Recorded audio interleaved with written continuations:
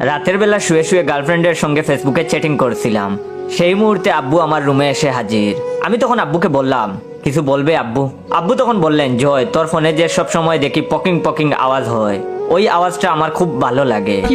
আমি তখন বললাম, তখন আব্বু বললেন, কি আমার ফোনেও ওইটা করে দে না প্লিজ। আমি তখন আব্বুকে বললাম, আব্বু ওইটা তো মেসেঞ্জারে মেসেজ আসার সাউন্ড। তখন আব্বু বললেন, যাই হোক না কেন, আমাকেও এমন করে দে যাতে আমার ফোনেও সব সময় এমন পকিং পকিং আওয়াজ হয়। আমি তখন বললাম, আব্বু ওঠার জন্য তো তোমারে প্রথমে ফেসবুক অ্যাকাউন্ট খুলতে হবে, তারপরে মেসেঞ্জারে লগ ইন করলে তোমাকে কেউ মেসেজ দিলে এইরকম সাউন্ড করবে। এটা শুনে আব্বু বললেন, তাহলে আগে কি মুখ বললি, ফেসবুক, ওইটাই খুলে দে।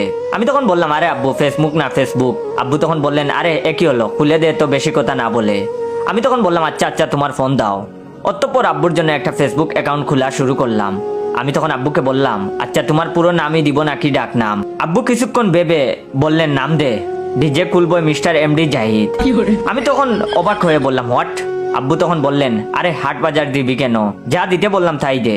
অতঃপর আমি হাবলার মতো আব্বু যেমন যেমন বলে সেভাবেই একটা ফেসবুক অ্যাকাউন্ট খুলে দিলাম। আমি তখন আব্বুকে বললাম, আব্বু তোমার অ্যাকাউন্ট খোলা শেষ, তোমার ডাকনাম কি দিব যেটা তোমার প্রোফাইলে শো করবে? তখন আব্বু বললেন, ডাকনাম দিবি হলো 78% ইনোসেন্ট, 95% সেক্সি, 66% কুল ডুড, 44% লাভার বয়। আব্বু আরো কিছু বলতে যাবেন, এই সময় আমি বললাম, আরে হয়েছে হয়েছে, এত বড় নাম নিকনেম দেওয়া যাবে না, অন্য কিছু বলো, তোমার নিজের নাম দিয়ে দেই। আব্বু তখন বললেন, হপ বেটা, ডাকনাম দে হার্ট হ্যাকার। আমি তখন মনে মনে বললাম, ওরে আল্লাহ, এই বুড়ো বয়সে আব্বুর একই বিমরতি ধরলো। আব্বু তখন আমাকে বললেন, কিরে জয়, দেশ না কেন? আমি তখন বললাম, আরে বাবা দিচ্ছি তো। অবশেষে ফুলফিল আব্বুর একটা জাকানাকা ফেসবুক অ্যাকাউন্ট খোলা হলো, সাথে মেসেঞ্জারও লগ ইন করে দিলাম, আর বুঝিয়ে দিলাম কিভাবে কিভাবে মেসেজ করতে হয়। বাপ তো আমার মহা খুশি, মনে হচ্ছিল ফেসবুক কোম্পানি তার নামে লিখে দিয়েছি এমন একটা বাপ। অতঃপর খুশি মনে ফোন নিয়ে তার রুমে চলে গেল। আমিও আমার গার্লফ্রেন্ডের সঙ্গে চ্যাটিংয়ে মনোযোগ দিলাম। এভাবে দেখতে দেখতে প্রায় এক সপ্তাহ চলে গেল। আব্বু সারাক্ষণ তার ফোন নিয়ে ব্যস্ত থাকে, রুম থেকে বের হয় না বলতে গেলে। সারাদিনই দেখি আব্বুর ফোনে মেসেজের পকিং পকিং সাউন্ড হয়। আমি ভেবে পাই না আব্বু কার সাথে এত মেসেজ করছে, আমি যদি দেখতে চাই আমাকে দেখায়ও না। এভাবে আরো 2 দিন পেরিয়ে যায়। ঘুমিয়ে আসি, হঠাৎ দেখি রাত 3টার দিকে জুমা মানে আমার গার্লফ্রেন্ডের কল। এত রাতে কল দেওয়ার কারণ কি ঠিক বুঝে উঠতে পারলাম না। অতঃপর আমি কলটা রিসিভ করলাম। আমি তখন বললাম, এত রাতে কল দিলা হঠাৎ? তখন আমার গার্লফ্রেন্ড বলল, সি জয়, তোমার বাবা এমন আমি ভাবতেও পারিনি। আমি তখন অবাক হয়ে তাকে জিজ্ঞেস করলাম, আমার বাবা আবার তোমাকে কি করলো? তখন সে বলল, সেটা তোমার বাবাকেই জিজ্ঞেস করে নিও। এটা বলার জন্যই কল দিয়েছি যে তুমি আর জীবনে আমার সাথে যোগাযোগ করার চেষ্টা করো না, ব্রেকআপ। আমি তখন বললাম, হ্যালো হ্যালো হ্যালো, কথা শুনো। কথা কিছু না বলে এই লাইন কেটে দিল। আমি বেশ অবাক হয়ে গেলাম, আব্বু কি এমন করলো যেটার জন্য আমার গার্লফ্রেন্ড মুখের উপরে ব্রেকআপ করে দিল? সেদিন রাতে 1000 চেষ্টা করেও আর তার সাথে কোনো যোগাযোগ করতে পারলাম না। না, এখানে রহস্যের গন্ধ পাচ্ছি। এই রহস্য আমাকে সমাধান করতেই হবে। সেদিন রাতে আর চিন্তায় চিন্তায় ঘুমিয়ে আসলো না। অতঃপর পরের দিন সকালবেলা, এখন প্রায় সকাল 6টা বাজে, আমি চুপি চুপি আব্বুর রুমে চলে গেলাম। গিয়ে দেখতে পেলাম আব্বু বেহুশের মতো ঘুমাচ্ছে। আমি আর সুযোগ হাতছাড়া করলাম না, আব্বুর ফোনটা নিয়ে এক দৌড়ে সোজা আমার রুমে চলে গেলাম। এসেই প্রথমে আব্বুর মেসেঞ্জার ওপেন করলাম, আর মেসেঞ্জারে ওপেন করেই চ্যাট লিস্টের প্রথমেই আমার গার্লফ্রেন্ডের আইডি দেখতে পেলাম। এটা দেখে আমার মাথা ঘুরতে লাগলো। দেখতে পেলাম আরো বেশ কয়েকজনের সাথে চ্যাট কনভারসেশন রয়েছে।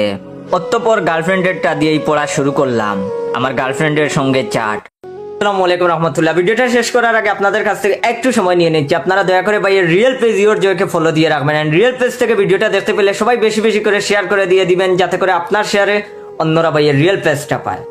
আব্বু আমার গার্লফ্রেন্ড জুমাকে মেসেজ দিয়েছেন, কামান আছা, অর্থাৎ আব্বু তাকে বুঝাতে চেয়েছেন কেমন আছো। তখন আমার গার্লফ্রেন্ড বলল, ঠিক বুঝতে পারলাম না আঙ্কেল। আব্বু তখন বললেন, তামার কামান আছে, অর্থাৎ তিনি বুঝাতে চেয়েছেন তুমি কেমন আছো। তখন আমার গার্লফ্রেন্ড বলল, বেশি ভালো না আঙ্কেল, একটু জোর, হয়তো বুঝতে পেরেছে লেখাটা। আব্বু তখন বললেন, আহা দে, তোমার বিচি আছে, অর্থাৎ আব্বু বুঝাতে চেয়েছেন তোমার জোর বেশি আছে। আব্বু আবার ইংরেজিতে টেক্সট দিচ্ছেন তাকে। এই কথাটা আমার গার্লফ্রেন্ড আর বুঝতে পারে নাই। তখন সে বলল, সি সি আঙ্কেল, কি বলেন এগুলা? আব্বু তখন ইংরেজি অক্ষরে বললেন, বালাম তামার যার বিচি কয় ডিগ্রি, অর্থাৎ আব্বু বুঝাতে চেয়েছেন বললাম তোমার জোর বেশি কয় ডিগ্রি। এই কথাটাও আমার গার্লফ্রেন্ড বুঝতে পারে নাই।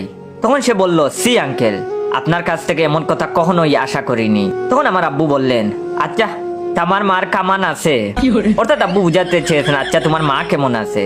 এরপরেই দেখলাম কনভারসেশন শেষ, আর লেখা you can reply to this conversation, অর্থাৎ আব্বাকে সে ব্লক করে দিয়েছে।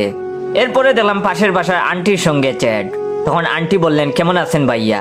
তখন আমার আব্বু ইংরেজিতে লেখলেন আডি বড়ই খারাপ, বাসায় কারেন্ট নাই।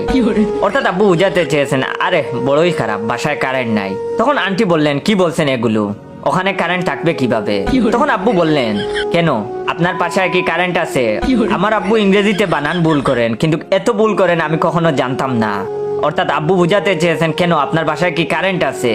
এরপরেই দেখি কনভারসেশন শেষ, উনি আব্বুকে ব্লক দিয়ে দিয়েছেন।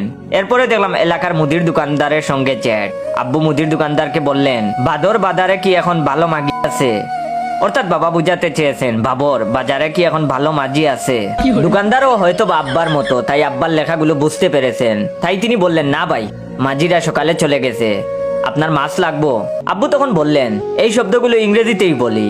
আব্বু তখন বললেন TALA TAK তাক, EKN এখন, TUI তুই, AMAR PACHAY এসে, CHODAY DEYEJA।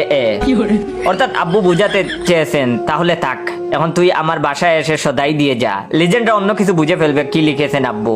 এসব দেখে আমি মনে মনে বললাম আস্তাগফিরুল্লাহ, আমি যদি আর 1 মিনিট এই চ্যাট কন্টিনিউ করি নির্ঘাত আমি হার্ট ফেল করে মারা যাব।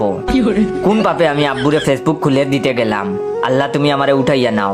এইসব চ্যাট যদি কোনো নবজাতক শিশু দেখে ও নির্ঘাত বাঁচার আশা ছেড়ে দিবে। অতঃপর আর 1 মুহূর্ত দেরি করলাম না, আব্বুর ফেসবুক অ্যাকাউন্ট ডিলিট মাইরা দিলাম। না থাকবো সালাদ, না থাকবো আম। পাপ করছি, বহুত বড় পাপ করছি আব্বুর এই ফেসবুক অ্যাকাউন্ট খুইলা দিয়া।